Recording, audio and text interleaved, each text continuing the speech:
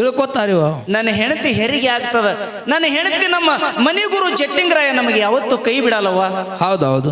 ನನ್ನ ಹೆಂಡತಿ ಹೆರಿಗೆ ಆಗ್ತದ ತಾಯಿ, ನಾ ಸಂತೋಷದಿಂದ ನನಗೆ ಆಶೀರ್ವಾದ ಮಾಡಿ ಹೋಗಿ ಕುಸ್ತಿ ಮಾಡಿ ಬಂದು ನನ್ನ ಕೈ ಒಳಗ ನನ್ನ ಮಗನು ಕೊಡಕತ್ತಿ ತಾಯಿ ಅಂತೇಳಿ ಮತ್ತೊಮ್ಮೆ ಕಾಲಿಗೆ ಬಿದ್ರಿ ಯಲ್ಲಪ್ಪ ಮಹಾರಾಜ್. ಹೌದು ಹೌದು. ಕಾಲಿಗೆ ಬಿದ್ದು ಕುಸ್ತಿಗೆ ಹೋದ. ಹೌದು. ಈ ಕಡೆ ಹೊನ್ನಮ್ಮನ ಬ್ಯಾನಿ ಚಾಲು ಅದು. ಹೌದು. ಅಲ್ಲಿ ಕುಸ್ತಿಗೆ ಹೋಗ್ಯಾನ ಪಾಪ. ಹಾ ಕ್ಯಾಡಿಗೆ ಒಳಗ ಒಂದೇ ಕುಸ್ತಿ ಅಲ್ರಿ, ಹಾ ಒಂದು ನಡು ಕುಸ್ತಿ, ಒಂದು ಕಡೆಯಾದ ಕುಸ್ತಿ. ಹೌದು ಹೌದು. ಎರಡು ಕುಸ್ತಿ. ಸೋಲಾಪುರದಿಂದ ಬಂದಿರುವಂತ ಗಡಿಗಳಿಗೆ ನೋಡ್ರದೊಳಗ ಮಣ್ಣು ಮುಕ್ಕಿಸದ ಯಲ್ಲಪ್ಪ ಮಹಾರಾಜ ಬಹಳ ದೊಡ್ಡ ಪೈಲ್ವಾನ ಆಗಿನ ಕಾಲಕ್ಕೆ. ಹೌದು. ತಾವೆಲ್ಲ ಕುಸ್ತಿ ಆಡದವ್ರು ಇದ್ದಿರ್ಬೇಕು. ಯಲ್ಲಪ್ಪ ಮಹಾರಾಜ ದೊಡ್ಡ ಪೈಲ್ವಾನ. ಹೌದು. ಜನ ಎಲ್ಲ ಸಂತೋಷ ಪಟ್ರು. ಹೌದು.